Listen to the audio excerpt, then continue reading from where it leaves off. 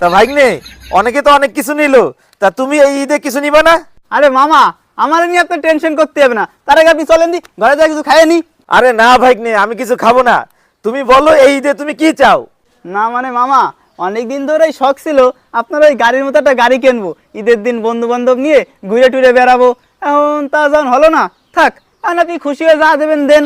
গাড়ির শখ? এটা কোনো বিষয়ই না। এই নাও চাবি, বন্ধুদিন ঘোরো।